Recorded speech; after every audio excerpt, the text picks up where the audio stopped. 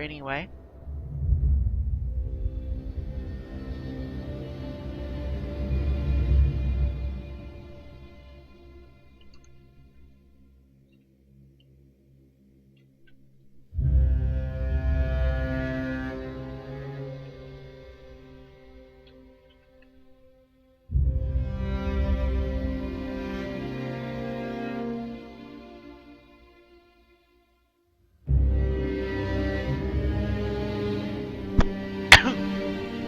Okay. Sorry for the brief delay. Hello everybody, it is May 18th. It is Wednesday and it is 2016 and I am very sleepy. But that's okay. Everything is okay. Today is the first episode, possibly last, but hopefully not the last, of Prepare to Try, where I explain Dark Souls in a way that hopefully people find accessible.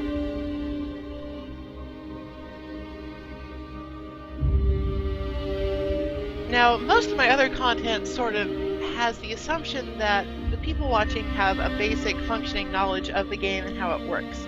Not so today. Today we are going to start completely fresh and assume that everybody is playing for the very first time.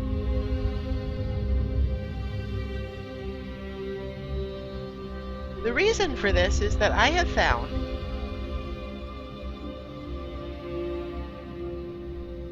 that a lot of people are really interested in these games. They're super interested, but they're also really intimidated. Because a lot of the marketing makes it seem like these are the hardest games ever. And that if you even dare to play them, you will just die over and over and over again forever. Now, that's not necessarily untrue, but it is vastly overstated. And I'm going to try and sort of sort that out and put everything in perspective so people don't feel as intimidated by how complex and difficult these games can be. Because they're very unique and fun experiences, in my opinion.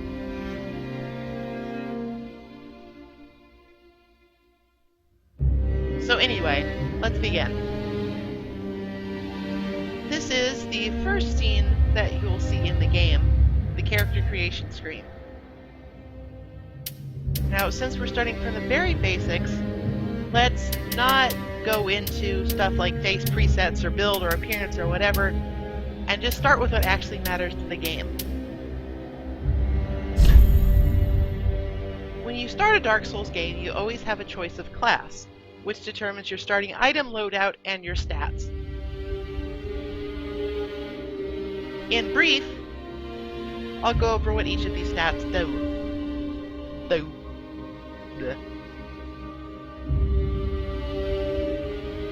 So basically,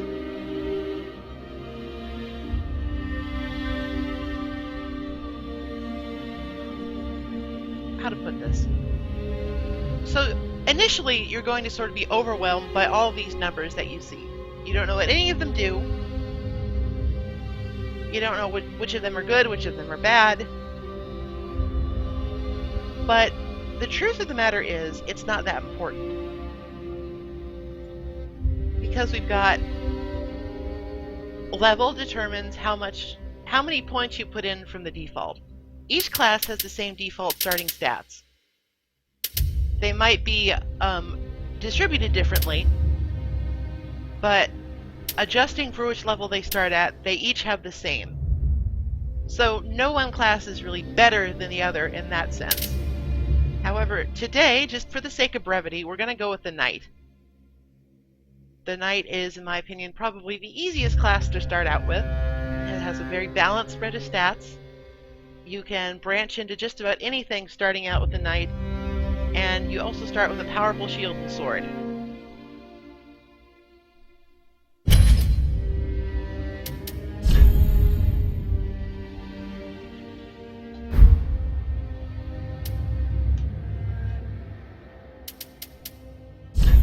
You can also choose to start with a burial gift. Essentially, this is just a bonus item that you can choose to help you on your way. They're all useful, But which one you pick is largely inconsequential in the scheme of things, because you can get all of these items on your own later. Probably the best item to pick for a new player would be the Life Ring. It gives you a little bit extra breathing room.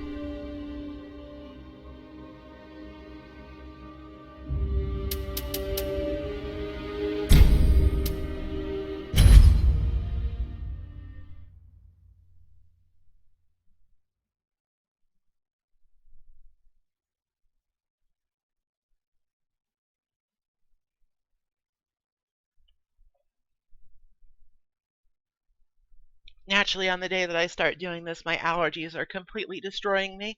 So I apologize if I sound stuffy or if I clear my throat or whatever. If I could not do it, I would.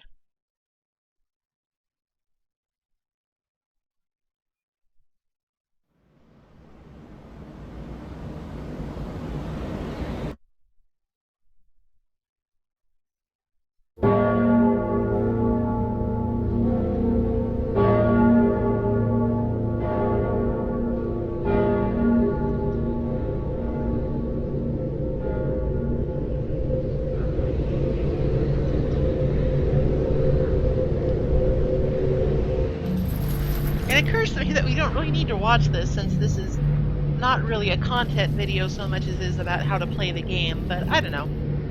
It's such a cool opening, it feels like a shame to skip.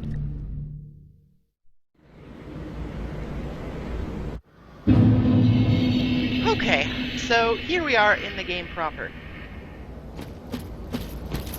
Immediately, the game tells you how to play. So you're not thrown completely to the wolves.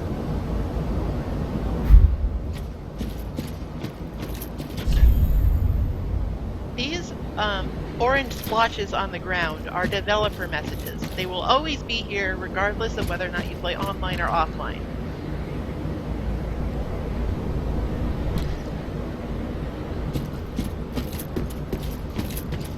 And they give you a basic understanding of how to play the game.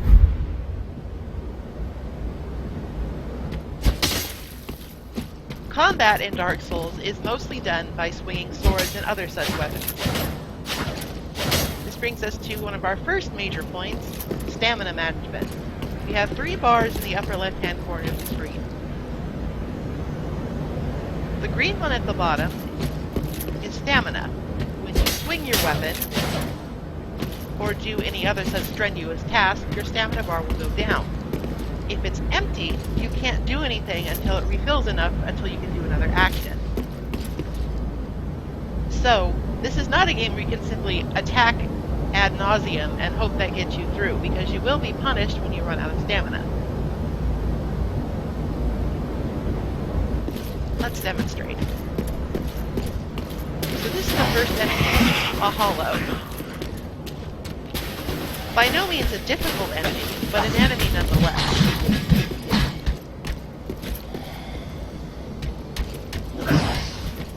There are many ways to mitigate enemy attacks. The first one is to simply block with your shield. This is another action that requires stamina. Now, since hollows are the first enemy you find in the game, simply shield blocking forever will keep you completely safe from their attacks. However, that is a little bit boring, so let's talk about other ways you can fight enemies. If you don't like hiding behind a shield, you can also dodge roll. Dodge rolling is an important technique that you'll have to use at some point during the game. In addition to getting you from one place to another very quickly, dodge rolls also have an important property. They give you invincibility frames. Invincibility frames are frames in which your character cannot take damage from most sources. So, even though if I roll through an attack so it looks like it might hit me, I don't actually take damage because I'm in invincibility frames. This is the most reliable way to dodge attacks that cover a lot of wide area if they're too unsafe to block.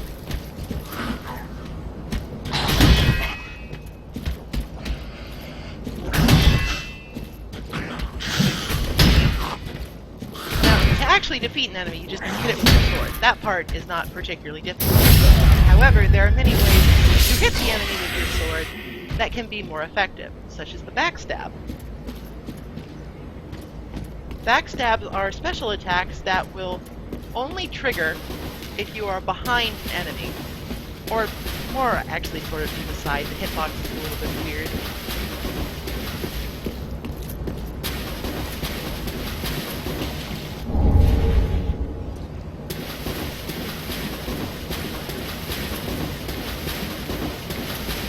Not all enemies can be backstabbed.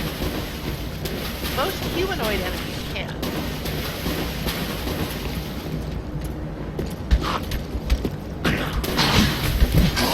You want to deal with an enemy without circling around behind, or you can't, simply hitting their face. For every enemy we defeat, we get souls. Souls are essentially the universal currency in this game. Use them to level up, buy items, upgrade your stuff, etc., etc. Well, that's actually a drop I've never seen before, but we'll talk about that later.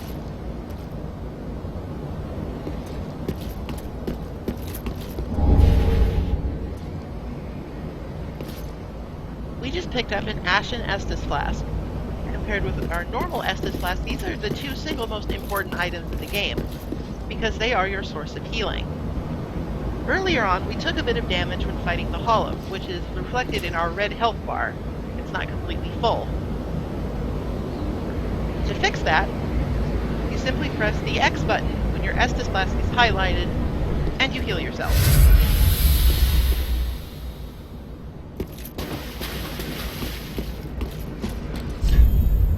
The game also tells you how to do critical hits and backstabs.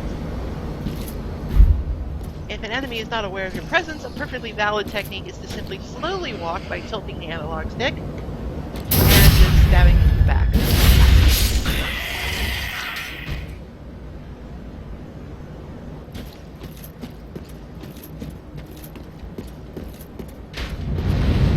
This enemy up here is using a crossbow with flaming arrows.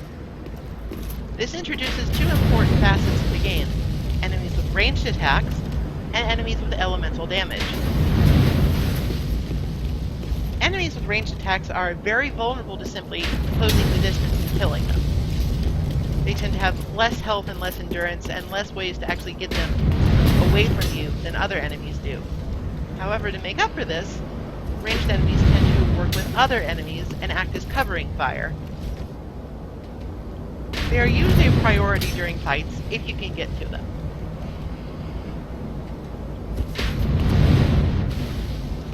Now, one-on-one, it's hardly a threat at all. It's very easy to dodge these bolts. You simply sidestep. You don't even have to dodge roll. However, there is something to take note of. Since those bolts are on fire, they do fire damage. And fire damage is different from physical damage. As you can see, that actually pierced through our shield defense, which hitherto has simply blocked all incoming damage. Shields have different properties and resistances.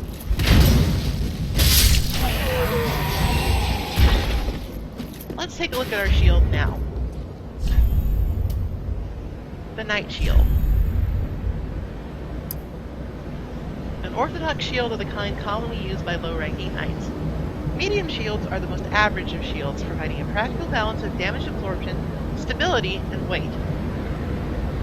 The weapon skill is Parry. Repel an attack at the right time to follow up with a critical hit. Works while equipped in either hand. So let's parse that. There's a lot of numbers here, and I will do my best to tell you what exactly they mean. So for the Knight Shield,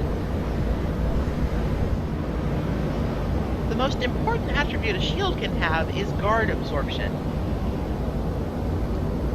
It has a guard absorption for every type of attack element. So, for pure physical damage, we have 100% guard absorption. That means for attacks that have no elemental punch to them, we simply absorb all of it when we block. Shields with 100% physical reduction are generally speaking much better than those without, but there are some exceptions. You can also check the absorption of all the other elements below physical: magic, fire, lightning, dark. And the other most important stat of a shield is stability.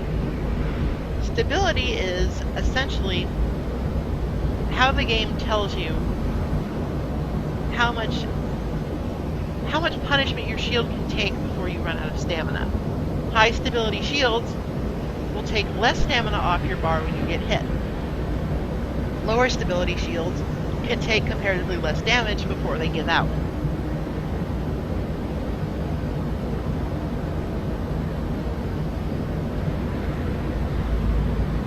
Another important thing for all items are attribute requirements.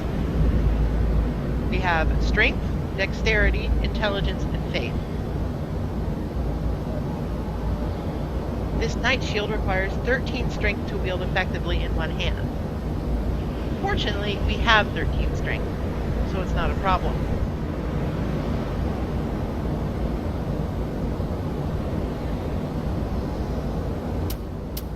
Let's take a look at our longsword, the weapon we start out with. Now, weapons, as you might expect, are different from shields. However, they do still have guard absorption. However, as you can tell, all of this absorption is much lower than a shield would be, so blocking with a weapon should be a last resort. Excuse me, I need a drink.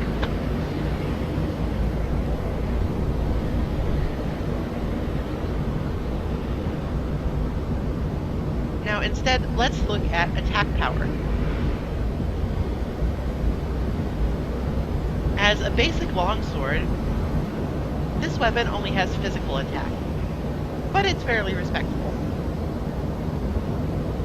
In this left column is its base attack rating. Without any modifiers, this is how much damage it will do, 110. The right column is scaling damage.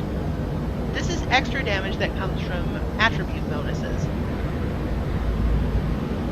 The longsword has attribute bonuses for both strength and dexterity, as denoted by a D ranking, which means that it only gets a little bit from each one. Essentially, the higher your strength and dexterity, the more damage your weapon will do, at least in the case of the longsword. There are many different kinds of scaling in the game.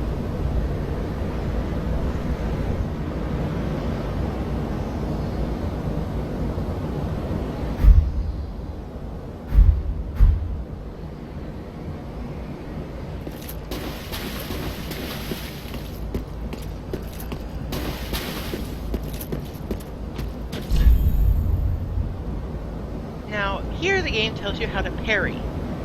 Parrying can only be done with some shields. Fortunately, the knight shield is such a shield. So, let's give it a try. This is not an area of the game where I excel, especially with medium shields, but we'll see what we can do. There we go. The timing for parrying is probably one of the trickiest things to master in the game. So for now, without bogging down ourselves in little details that are sort of edge cases, let's just say that it's a very powerful tool if you know how to do it right.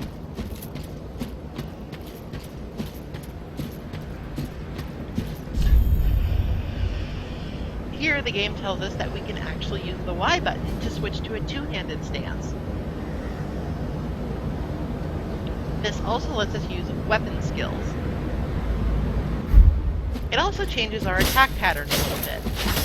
Instead of the normal swipe, we get sort of this diagonal vertical slash with our weak attack, and this wide slash with our strong attack.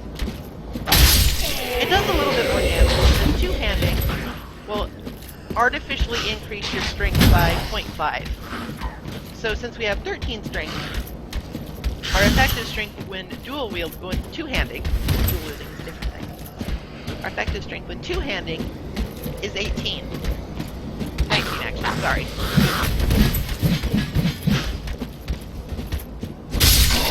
It's sort of difficult to demonstrate against these hollows since they're so weak, so let's go find an enemy that is a little bit tougher. By holding the B button, you can sprint. Sprinting is a useful tactic, but it does use stamina.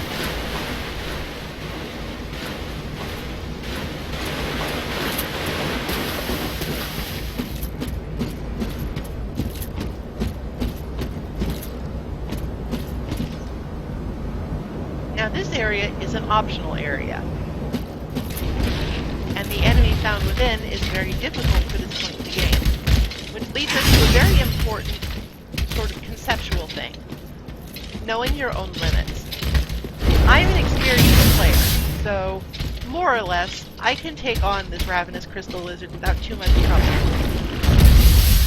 However, less experienced players cannot.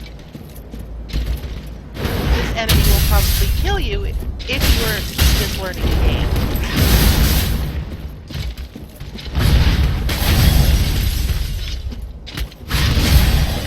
It's much more powerful than the Hollow, both in terms of defense and attack.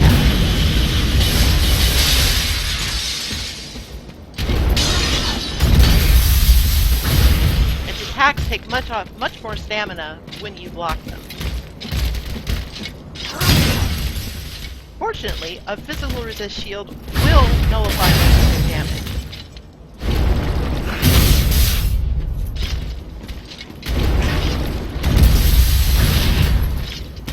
However, the problem with that is that there's always a time where you need to attack.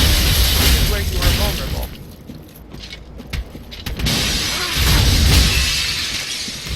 Provided you are on the defensive, the Ravenous Crystal Lizard will not actually have the opportunity to damage you. However, that just ends up in a stalemate. So, to defeat this enemy properly, you actually need to attack it.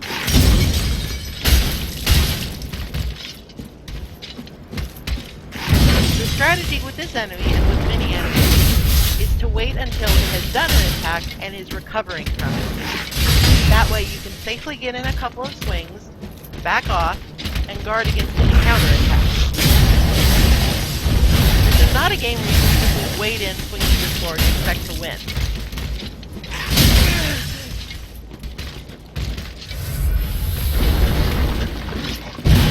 If you don't block them, the Crystal Lizard's attacks are extremely damaging for this point in the game. If you're choosing a starting class with less armor and vitality, you will take even more damage.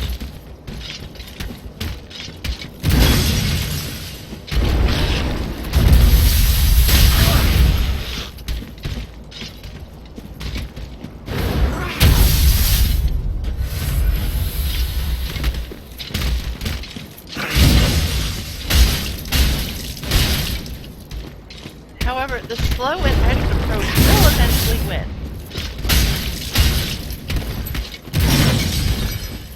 That is essentially what sets Dark Souls apart from other actions. That's the important point. Patience is rewarded much more than twitch reflexes or raw mechanical skill.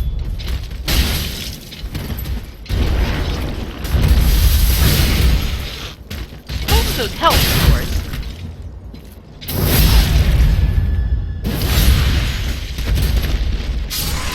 But they're really no substitute for simply waiting for the right moment.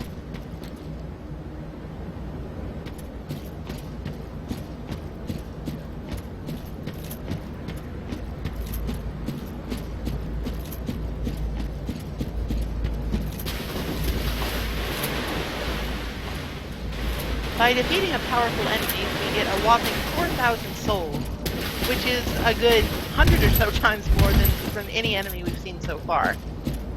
You're not really intended to beat that Crystal Lizard at this point. However, with these principles of waiting for your moment and playing conservatively, you can defeat enemies that would otherwise defeat you.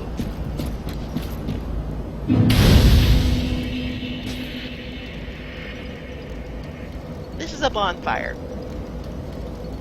As the game is good enough to tell us, you rest at a bonfire and you restore your supply of healing items and any lost HP or focus points, which we'll talk about next. bonfires also act as checkpoints, so if we were to die, we would spawn here instead of the beginning of the game.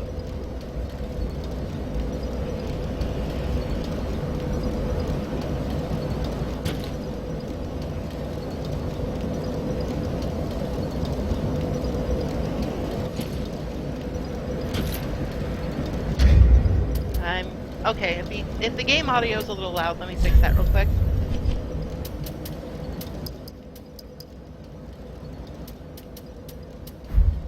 Let's hope that is a little better. The audio mix on my computer right now is kind of screwed up. I don't know why, but sometimes that's just how things go. We run into a slightly new enemy type here. This hollow is wielding a longsword instead of a dagger. It's also a bit stronger. It can take more than one hit from our sword, though not much more. I'm going to demonstrate a weapon skill now. Every weapon and shield has a special spell or ability that you can use by pressing L2. For most shields, that's the parry.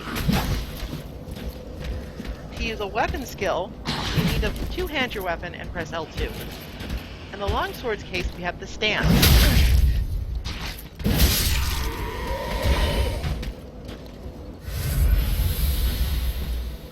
The stance is a unique weapon skill that allows you to do special moves while in a stance. With the light attack, you get this lunging uppercut. This pierces through shields. With the strong attack, you get a lunging stab, which doesn't necessarily do much of anything, except a lot of damage, which is perfectly fine.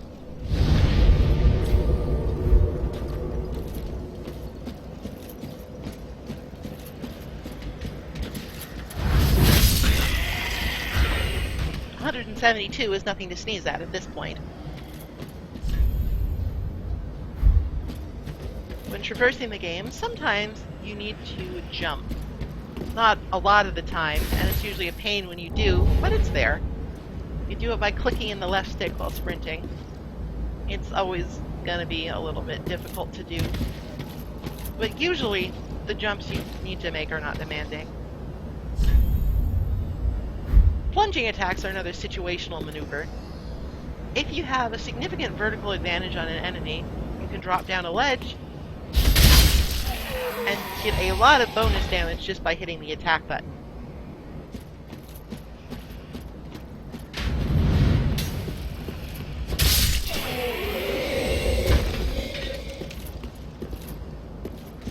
We can use that to our advantage not only back there, but down here. However, now we're sandwiched. This could be bad.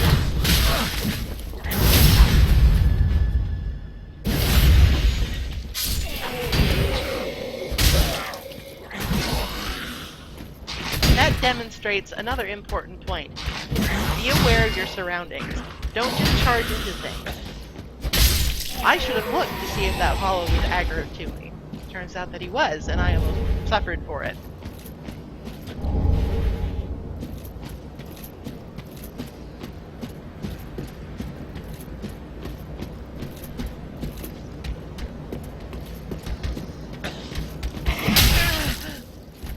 Again, I get blindsided by not really paying attention. I need chat right at that moment. Something I would not recommend that you do. Now, I performed a maneuver earlier that was sort of hurried in a desperate attempt to keep myself alive. With most weapons, you can press forward and the light attack button at the same time to do a kick. Kicks will briefly knock back the enemy and stagger them.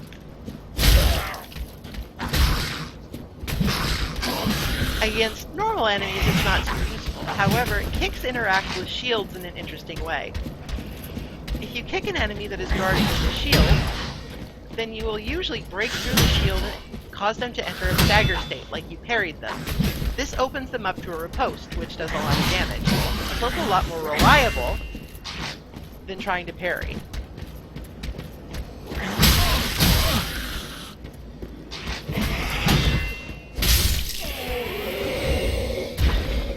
Even against weak enemies, it always pays off to wait for your moment.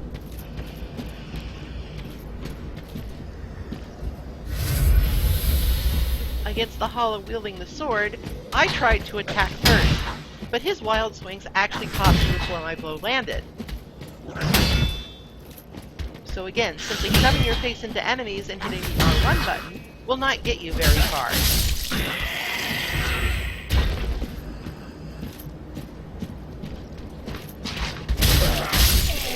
However, you can also use this principle to your advantage against the enemies. If you see an enemy winding up for a longer attack that has more upswing to it, then you can interrupt it with a faster attack of your own.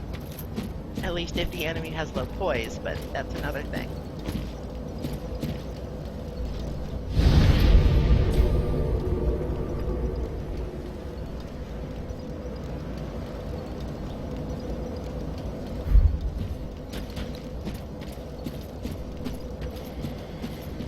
Now, since I'm mostly talking about gameplay basics here, I'm not actually really progressing that much.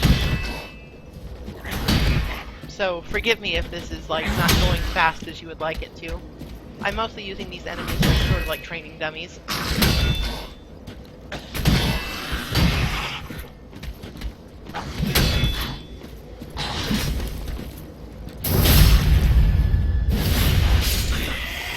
Against that hollow, I just demonstrated the tried and true circle strafing technique. It's less effective in this game than it is in earlier games, but it's still there and it's still quite useful. By simply holding up your shield and strafing around the enemy while you're locked on, you can easily punish attacks with backstabs, especially if they have long recovery time. Since backstabs give you invincibility frames as well as do more damage, this is actually a very safe tactic to use against multiple enemies.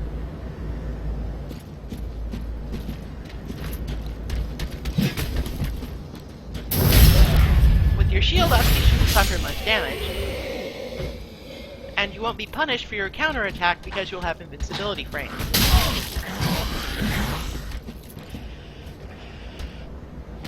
Let's go two-handed for a while so I can show off what it's like to fight without a shield. Rolling becomes an incredibly important part of your arsenal here.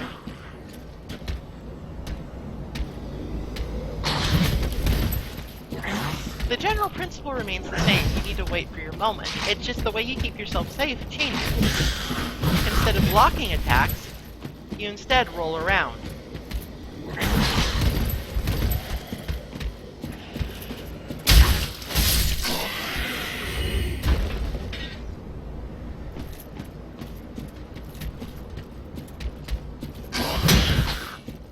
Using a combination of both tactics is probably the most reasonable way to play through this game your first time.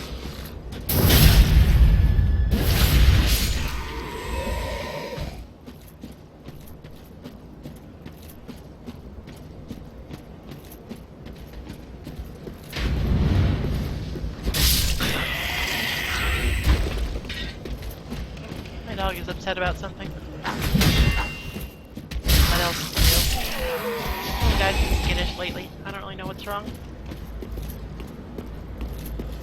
Alright, so we've probably had enough of just beating up on hollows. It's sort of getting mean at this point. Let's try an enemy that's a bit stronger.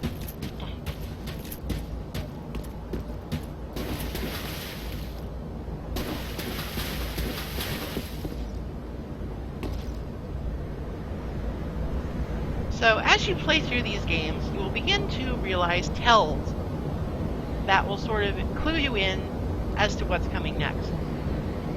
This is a fairly obvious instance of a boss fight. And honestly, most people will be able to tell that if they played like any video game ever for this particular instance.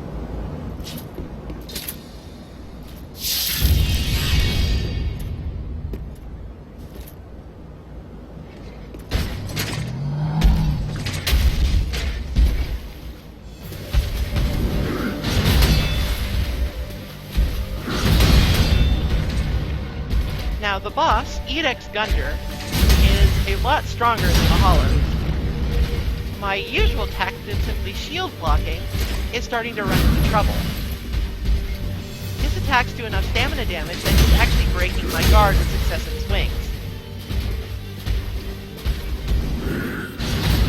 So to deal with this, there are a couple of things. We can continue blocking with the shield, we just need to be more careful with it. For instance, it's important not to have your shield up for no reason. Once he's done attacking, bring it down and then bring it back up again. That saves on stamina. This will save you from getting broken through. For instance, if I had done it there, I would not have entered that flailing animation, which leaves you open to a counterattack. Of course, the timing can be a little bit tricky, so it's something that requires some practice.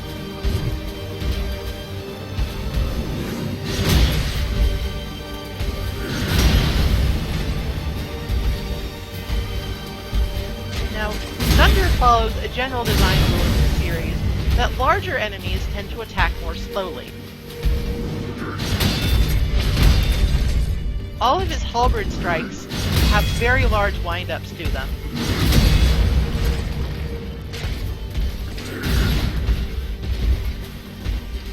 If you're just learning how to fight an enemy, I would recommend doing this for a little while. Don't necessarily attack him until you're fairly sure what he's going to do in response. Now, I know that he has a lengthy recovery after that, so it's safe for me to get a swing in. Same here.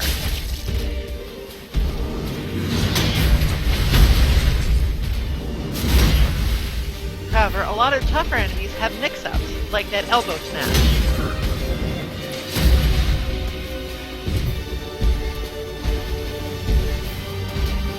Success against more difficult enemies is mostly a matter of patience.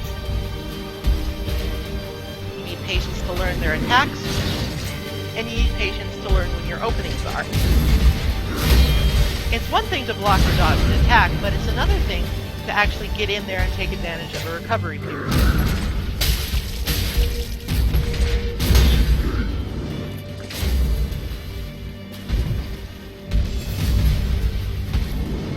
Now, since Gundyr is the first boss in the game, he is not particularly difficult, but he is still a very powerful foe if you let your guard down or if you're just learning.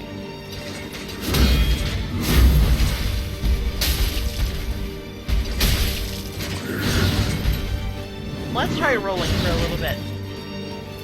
The playstyle is mostly similar. It's just instead of timing your blocks, you time your rolls.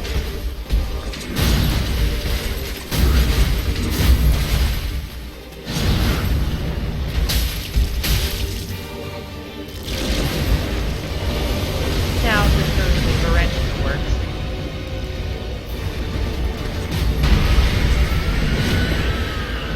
Many bosses have second forms, which greatly change how they operate. For Eiyudex Gundyr, he obtains the Pus of Man, which is the actual official name for that writhing dark mass of monster there.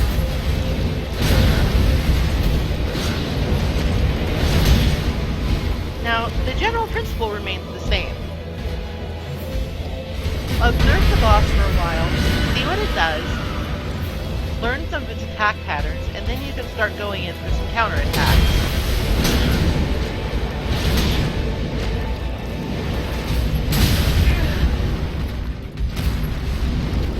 This is where the battle gets quite a bit harder.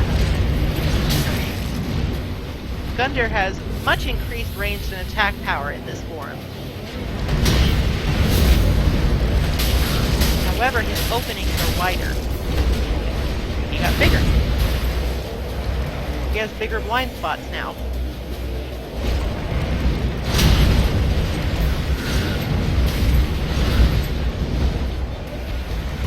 This is also where it becomes evident that a mixture of rolling and shield blocking generally serves you better.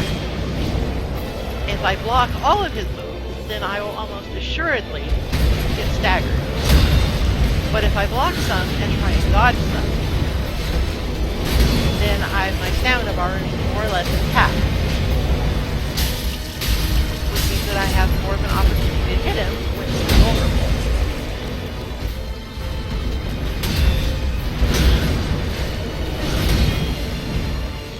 Now, generally speaking, which Which attacks to dodge and which attacks to block are a matter of how fast they come out. Attacks that have long wind-up and high damage are better to dodge, simply because they only continue to stagger you upon hit meaning you're blocking. Faster attacks are better to block because they take off less stamina, and you can immediately counterattack while the boss is in a recovery state.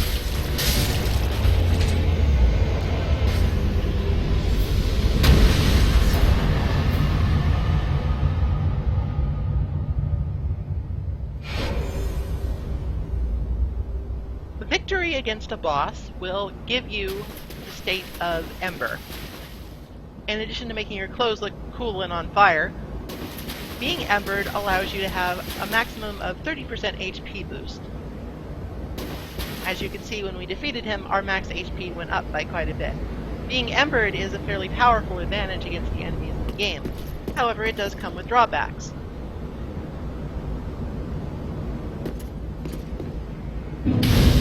Most of those have to do with online play, so we'll talk about them a little later.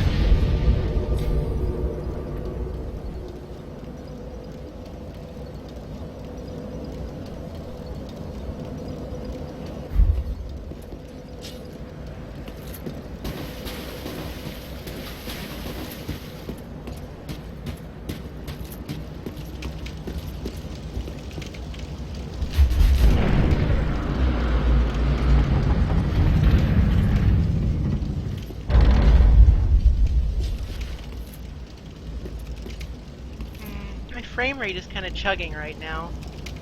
Game's performance has always been a little spotty for me, but this is worse than usual. I'll have to look into it before I do this again.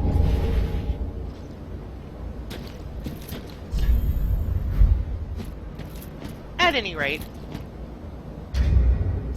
let's talk a little bit about the menu system. There's lots of different slots and menus and submenus, so it can be difficult to make sense of. Basically, on the top portion of the screen, you have what you equip to your hands, weapons and shields and other such things. You've got right-hand weapon slots and left-hand weapon slots. We just picked up a new weapon, the Broken Straight Sword. It's kind of a piece of garbage, but for demonstration's sake, let's take a look at it. By equipping it into one of our right-hand slots, we now have access to use it in the field by pressing right on the control buttons. Directional pad, I'm sorry.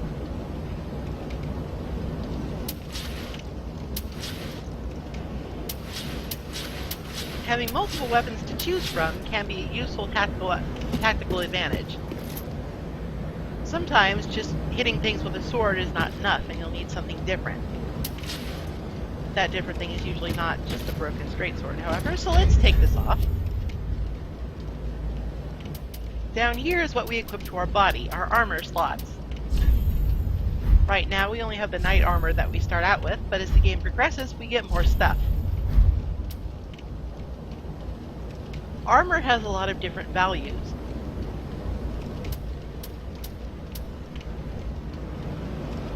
They're divided into two categories, absorption and resistances.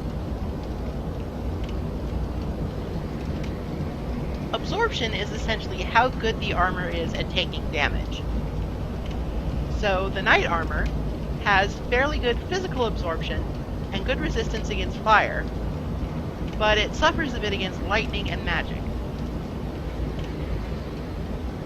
It's also quite heavy at 10 weight units. God, I'm sorry. My nose is so stuffy right now it's hard to talk. On the other side of the scales, we have resistances. Bleed, poison, frost, curse, and this stat doesn't actually exist, so ignore it. Resistances govern how susceptible you are to certain status effects. There are no enemies at this point in the game that inflict bleed, poison, frost, or curse, so we will have to go into that a little bit later.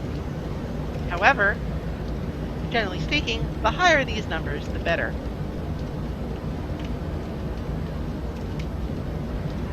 Next we have our ring slots. Since we started with the life ring, we have one equipped already. you can equip up to 4 rings, and they all have varying effects. We would need to find another 3 before we could fully fill out our loadout.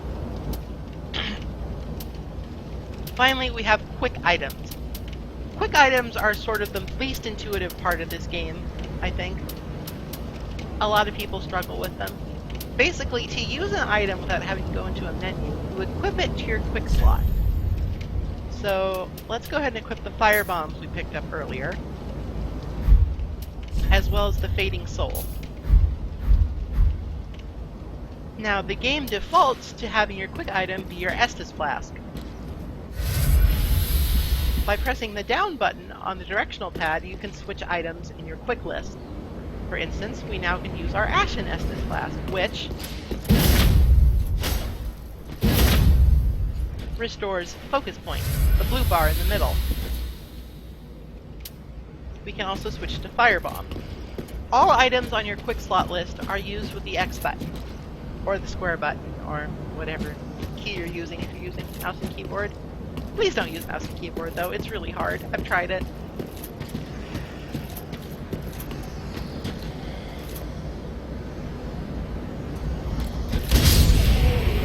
By pressing the X button there, we throw a firebomb and do fire damage to an enemy. However, we only have 4 left, so let's be a little bit more careful. We can also use this Fading Soul. By using it, we get an extra 50 souls, which is basically nothing, but it's fading for a reason.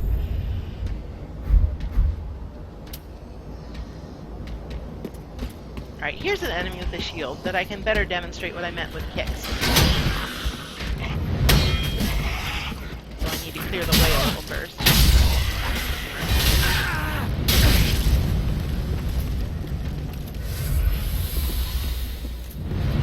This is probably the first enemy formation in the game that poses a tactical challenge and not just a mechanical one. The enemy back there is firing crossbow bolts at us, while a sword man and a shield man are blocking the way.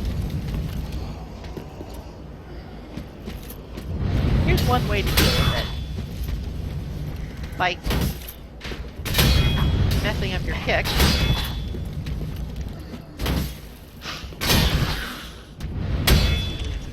Here we go. By kicking the shield, we can immediately go for a post, which not only kills him immediately, it gives us immunity frames from the crossbow bolts. So now we're free to go up and stab this guy in the butt.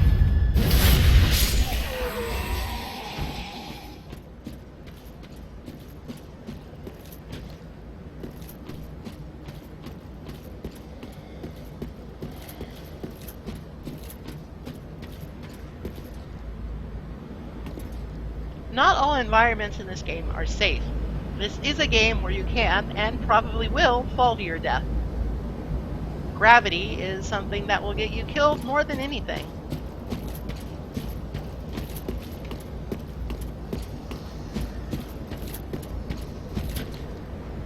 However, you can also use that to your advantage. Enemies are not immune from falling to their deaths.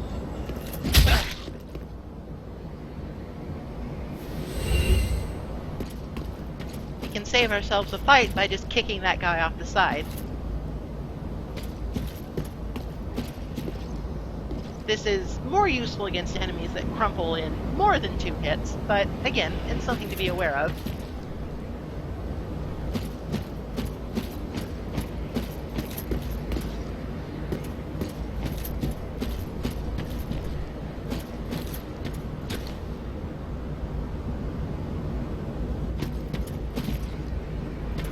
Always be on the lookout for surroundings and other such things. For instance, by keeping our eyes peeled, we found this alternate path down here. We could have potentially dropped down from up above and come from a different direction, but that is a little risky because you do take fall damage. Spear and shield using enemies can be difficult to deal with. There's not always a good opportunity to get them with a kick, especially if there's more than one. However, spears as a weapon tend to be weak to shield blocking. So, you can simply wait for him to attack, have it bounce off your shield, and then go for a counter with a quicker weapon.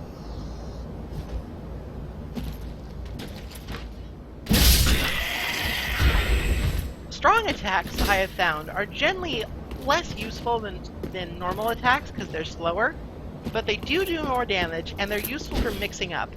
That's more of a PvP thing. You can also charge them, sort of like in Bloodborne. Charged attacks do more damage depending on how long you hold the button down. This can be useful for getting sneak attacks on enemies that are not necessarily backstabbable, or simply getting a better angle on an enemy that it's too dangerous to approach that closely.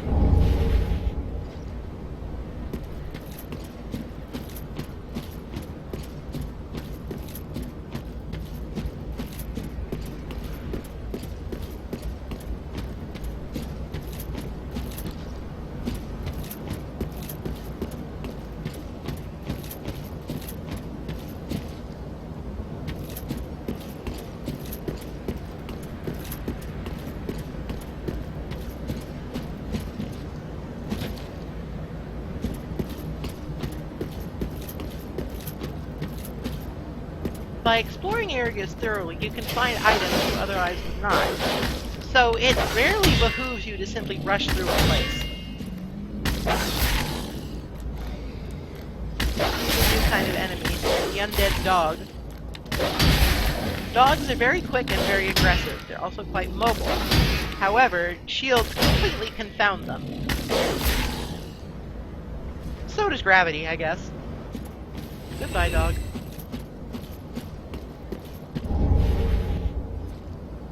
This is a unique item that we picked up, the Ember. When used, Embers will put you in your Ember form. You lose Ember form upon dying, which is probably going to happen, so having a healthy supply of Embers to get you back in fighting shape is always a good thing.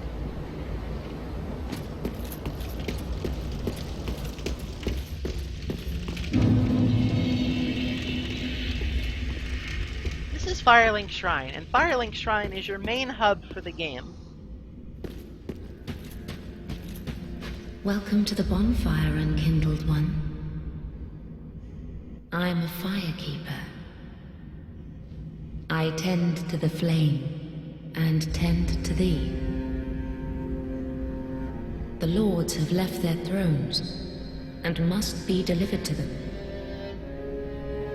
To this end, I am at thy side. So, this is a mechanic we haven't seen yet before. NPC characters. These are non-hostile characters that you can talk to and interact with in ways that are not sticking your sword in their heads. Generally speaking, when you find an NPC, the first thing you want to do is use the talk option and exhaust their dialogue trees. Ashen One, to be unkindled is to be a vessel for souls. Sovereignless souls will become thy strength. I will show thee how. Ashen One, bring me souls plucked from their vessels. Ashen One, Ashen. To determine whether or not you've exhausted a dialogue tree, just keep doing it until they repeat their lines, and then skip through it. You can usually get some good items or good information, or even quest advances in this way. NPC quests probably deserve an episode of their own, they're so arcane. Either way, the Firekeeper is the way you level up. Very well. Then touch the darkness, take nourishment from... This is the level up screen, wherein we can level up. Leveling up in this game simply involves increasing your stats by paying a certain number of souls for it. The price for leveling up goes up each level you go, so going from 9 to 15 costs about 5,500 souls. However, some of that cost is backloaded. For instance, it only takes 811 souls to level up once here. However, as we continue to rank up, and now cross 829, 847, and so on. So it's not necessarily a completely linear process. It gets more expensive the more you do it. This is sort of a balancing act for the fact that enemies later on in the game will give more souls despite being more difficult. Now, which stats you want to level up are mostly your choice. However, one of the biggest dangers in a game like this where you have complete freedom on how you build your character is, how do I know what's good or not? So let me say right now that everything is pretty much good if you put some work into it. There is no build in this game that is just like completely unworkable. However, for beginners that are still learning the game, there are some stats that are clearly better than others. For instance, Vigor.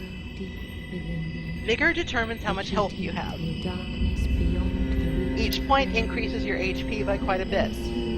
So, having a lot of Vigor is very useful for surviving. It gives you more leeway, more room for mistakes, and more room to learn.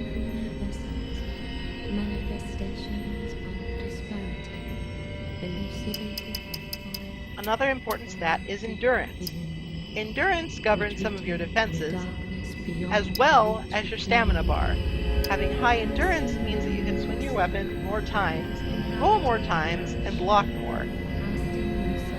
Vigor and Endurance are stats that are basically important for every kind of character.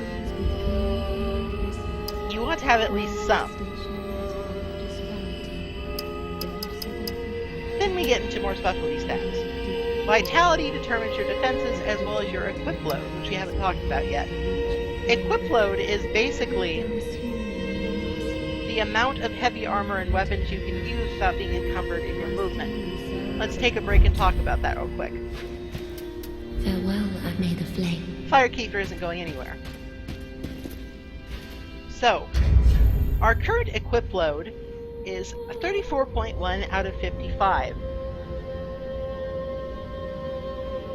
Directly below that, we can see our weight ratio, which is 62%. That's actually the important number. Your equip load actually is not that important in terms of 34 out of 55. The only important information comes from weight ratio. There are several breakpoints that determine a couple of things.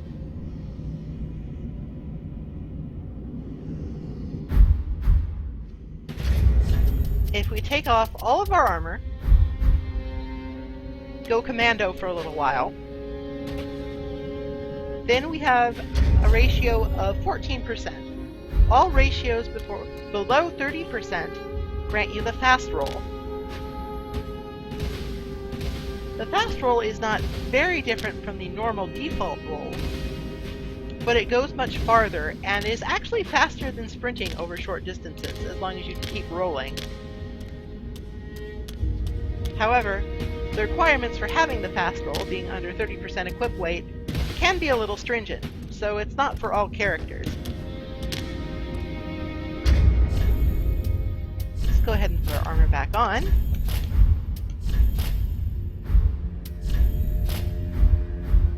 From 30% to 70%, we have the medium roll, which is the roll that most characters will go with through most of the game. It is mostly the same as the fast roll. It has more or less the same amount of invincibility frame, it just doesn't go as far, and you recover a little bit slower from it. Still, completely serviceable, perfectly fine.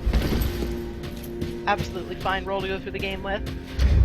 The problems only start beginning once you reach over 70, which I'm going to struggle to actually hit here because I don't have enough stuff.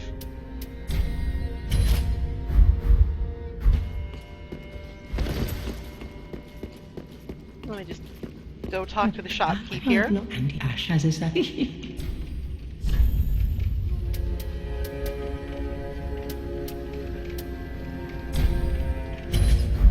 Ashen one. Alright, so if we equip everything now, we are now at 79% and over the 70% threshold. This lets us slow roll.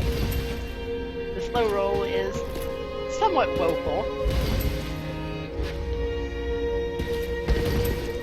It still has a respectable number of iframes, but has the slowest recovery, and it covers the least amount of distance. It also makes your controller rumble a little bit when you hit the ground. Generally speaking, when playing through the game, this is what you want to avoid.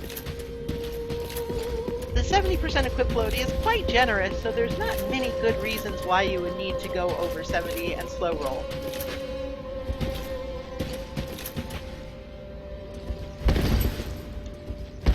Equip load also governs a couple of other things. However, they're not especially well understood at the moment because From is notoriously cagey with their software details.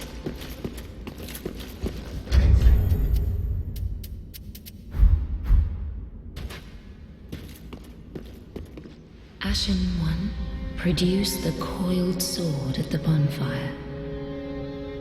The mark of ash will guide thee to the land of the lords, to Lothric, where the homes of the lords converge.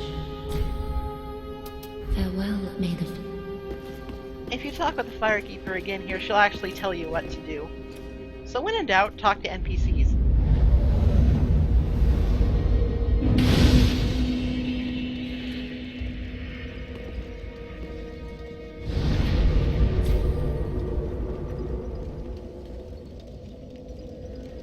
So now we're at the Firelink Shrine bonfire, which has a couple of unique options.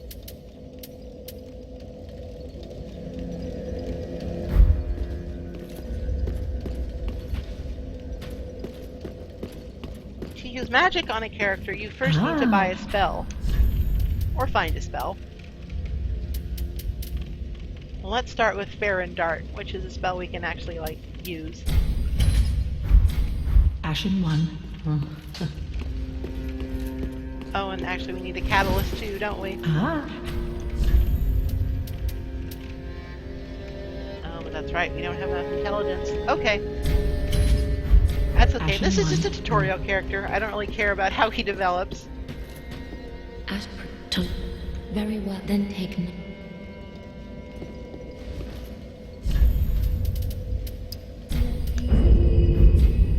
Farewell, Ashen Maiden.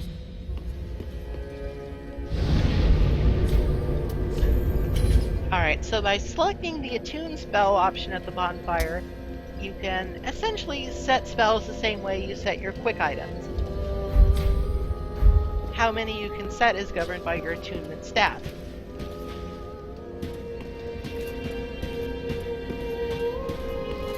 There's a lot to cover in this first installment where I'm just going over all of the basics, so if some things are a little unclear, feel free to ask me any questions, or wait for me to do something a little bit more specific. Because if I sat here and went into the nitty-gritty details about literally everything we've seen so far, we would probably be talking until tomorrow.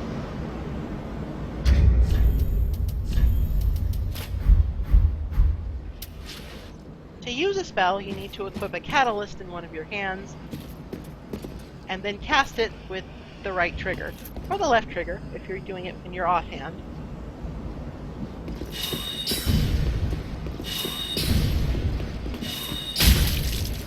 Now, of course, since Farron Dart is awful, and we're not even spec'd for it, really, it takes about 7 casts just to kill the basic crossbow hollow. However, that is how spells work.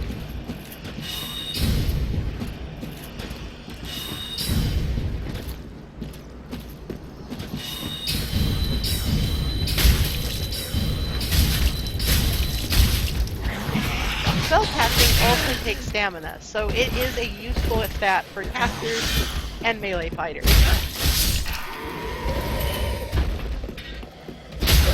Other spells are useful, actually, like Soul Arrow. Soul Arrow actually does damage, but it is slower.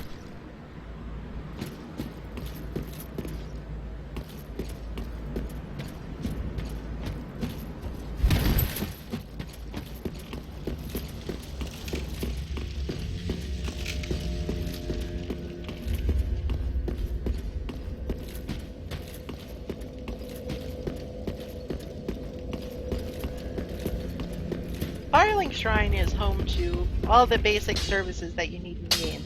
You can level up as the Firekeeper, you can buy items from the Handmaiden, and you can upgrade your weapons and armor, weapons and shields I should say, at the blacksmith. Well, then I am on as a Jormut. Let me have.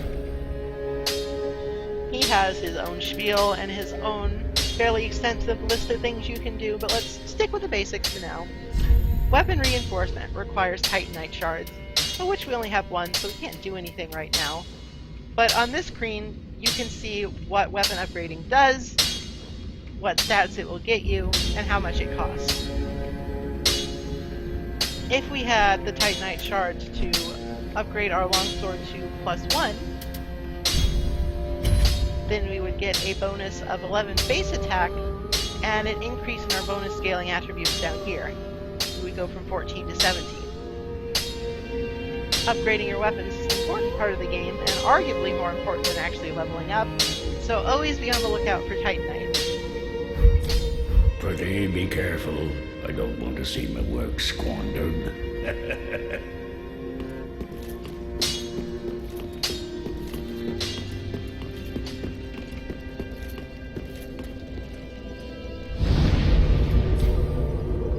In this game, bonfire fast travel is unlocked from the very start. We can visit any cemetery, any bonfire that we have visited so far in the game without any penalty. And in this one exception, we can visit a bonfire we haven't even seen yet. This is how we get into the game proper.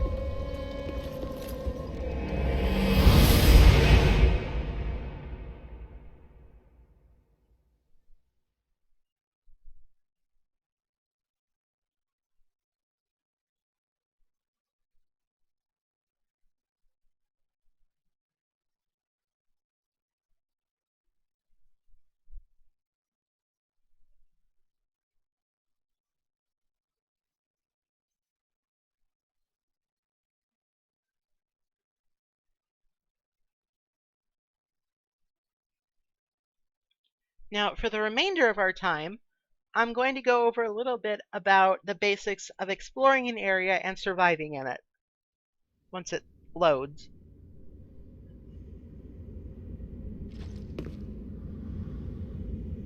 What am I chugging today for some reason?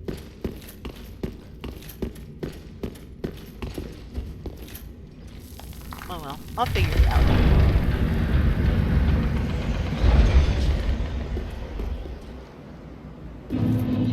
High Wall of Lothric is the first genuine area that is not a tutorial in the game. As such, it is the perfect place to talk about the ins and outs of exploring.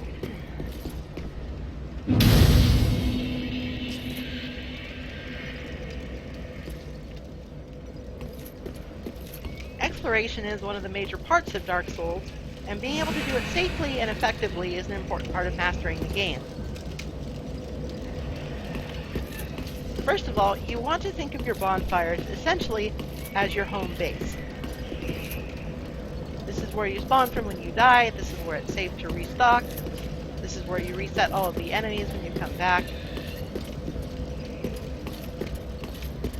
And in mapping the area in your head, you sort of want to use them as points of reference.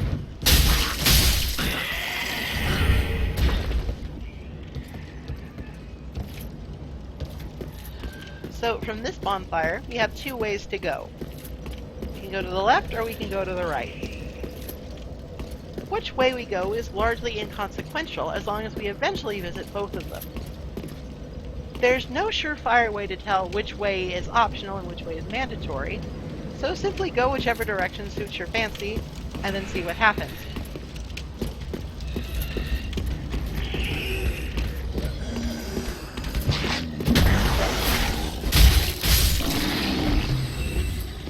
Start running into more powerful enemies here, like these large hollows that use heavy weapons. They're quite a bit more durable than the ones that we found in Firelink Shrine. They're also a good deal more powerful. However, every enemy has a certain weakness. And for these great sword wielding hollows, that weakness is simply being very slow.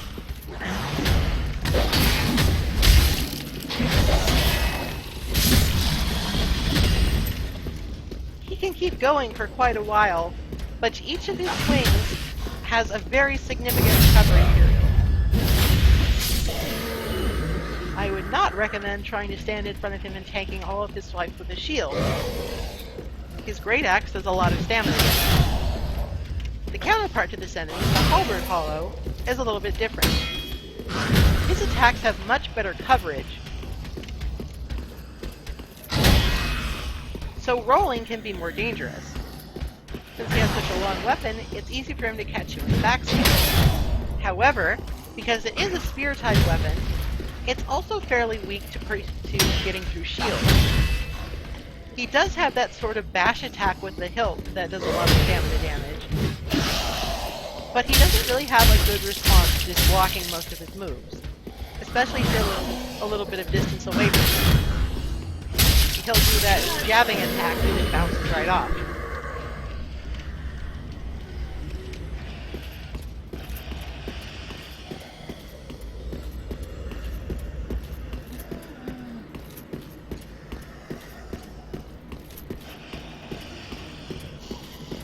When exploring, you will often come across doors like these. Does not open from this side. They're not locked per se, it's just that to open them you need to come from a different angle. So they're usually spots where you backtrack through the level to open up shortcuts, which is a very important part of design in this game.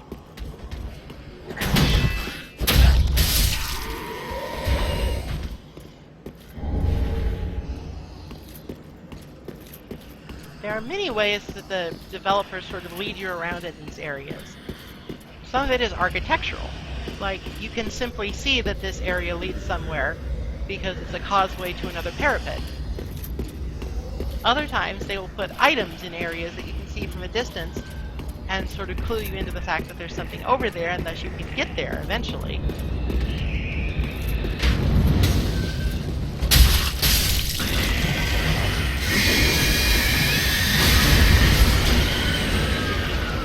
Pus of Man enemy.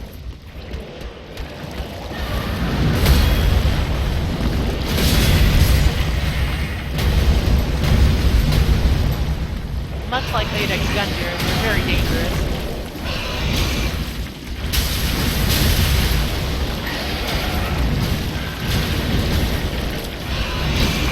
Now, I don't necessarily want to give specific strategies on how to defeat every enemy ever. That's sort of counterproductive. I instead want to give you a general skill set that you can fall back on when you encounter difficult enemies.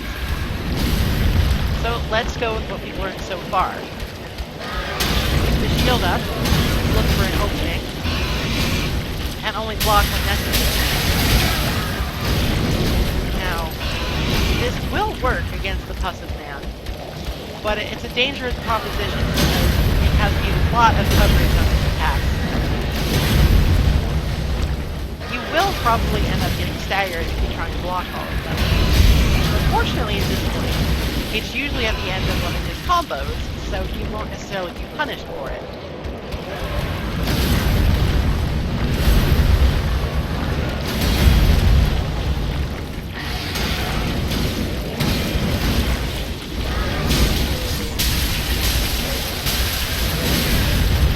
Now there I demonstrate an important point. Never get greedy. I went for 3 swings instead of 2, and I got punished for it.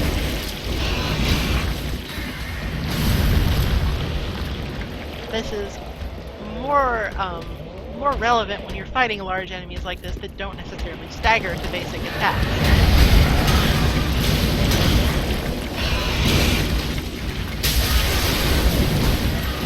In fact, in some cases, it's better just to get one swing in and then retreat.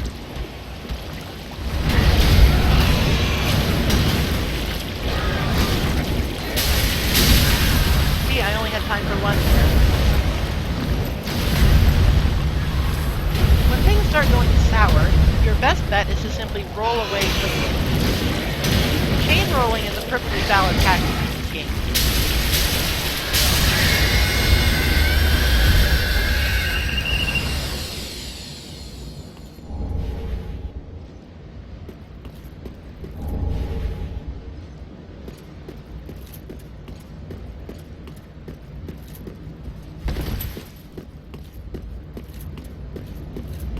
Now this area didn't lead anywhere in particular, but it did lead us to a valuable item in the longbow. So always explore.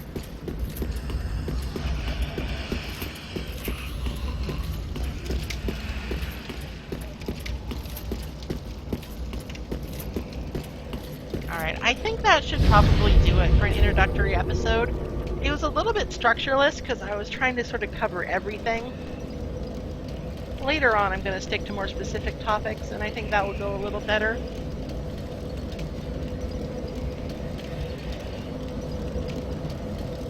Before we go, though, do you have any questions for me?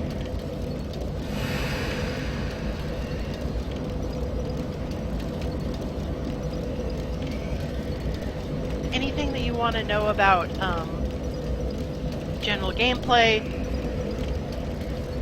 general strategies, stuff like that?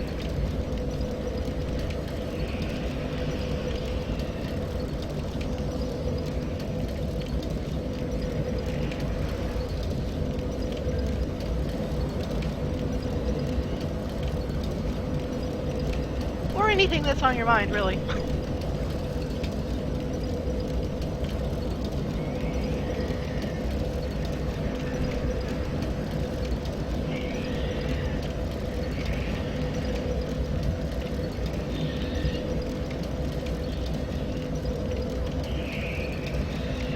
Alright, Jebwrench asks, is there a reason to have all armor slots filled? The answer to that is actually a resounding yes.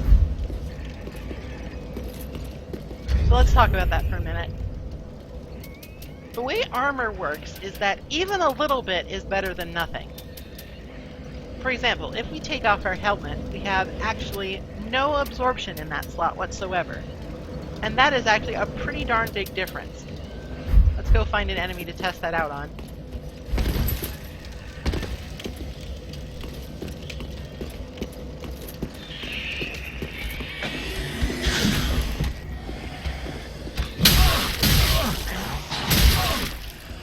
Alright, so taking 3 hits from him was about to where our stamina bar starts. So let's heal up and put the helmet back on.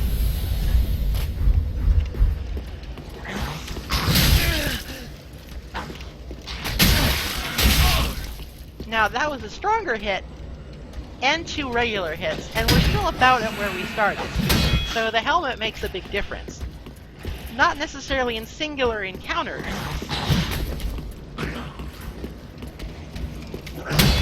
but just in general as a sort of attrition kind of thing. You want to be able to reduce as much damage as possible.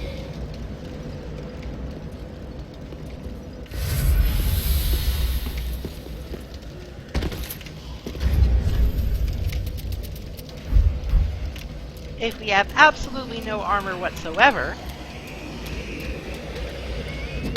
make this guy mad. Even his terrible broken greatsword does pretty grievous damage to us. So even if you want to go for an ultra light armor build, you want to wear at least something.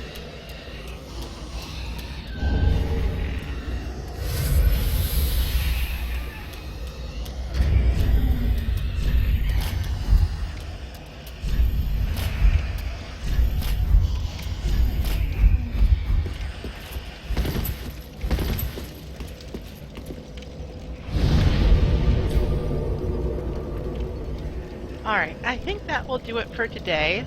My goal is to do another one of these at the same time on Friday.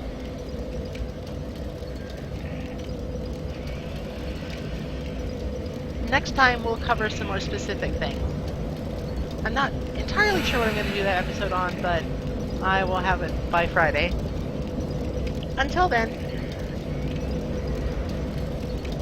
thank you for watching, and I hope this was helpful.